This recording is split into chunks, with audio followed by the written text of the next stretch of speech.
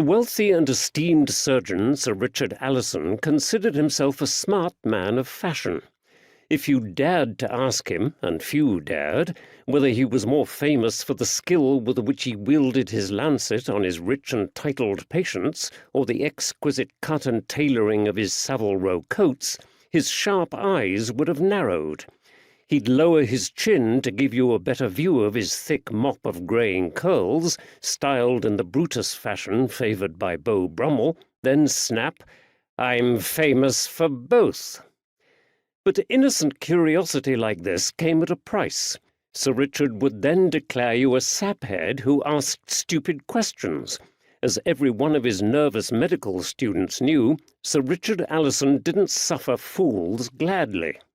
However, despite his vanity, even Sir Richard wasn't foolish enough to wear his best burgundy coat, his silver damask waistcoat, or a pristine white silk cravat while undertaking a full day of human dissection on rotting cadavers at his place of work, Guy's Hospital for the Incurables. Those clothes were hung, along with a sweet-smelling nosegay of dried flowers, in the cupboard squashed into the corner of his cluttered office.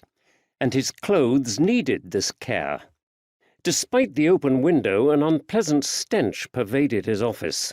It emanated from a sickening row of human organs, harvested for further investigation during that morning's dissections and now sitting in trays of blood on a side table.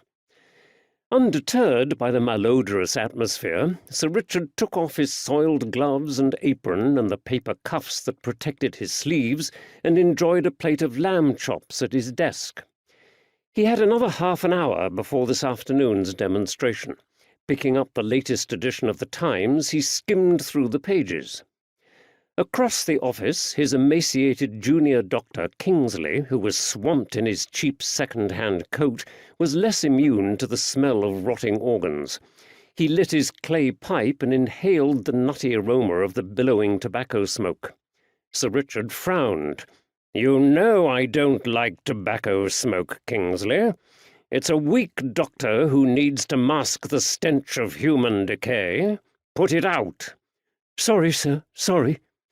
The younger man grabbed a pestle from one of the shelves on the bookcases lining the room, tipped the contents of his pipe into a mortar, and extinguished the burning tobacco. "Ridiculous," Sir Richard said.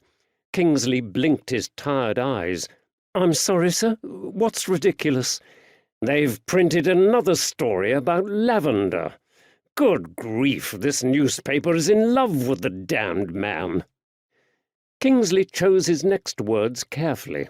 Despite Sir Richard's irritation, Kingsley knew his superior and the famous officer from Bow Street often worked together on murder cases. Their relationship was frequently strained, but Kingsley had seen enough of them together to know it was underlain with respect. "What's the detective done now, sir?" "Only dashed like a fiend down the Thames in a boat in hot pursuit of a cutthroat called Hogg."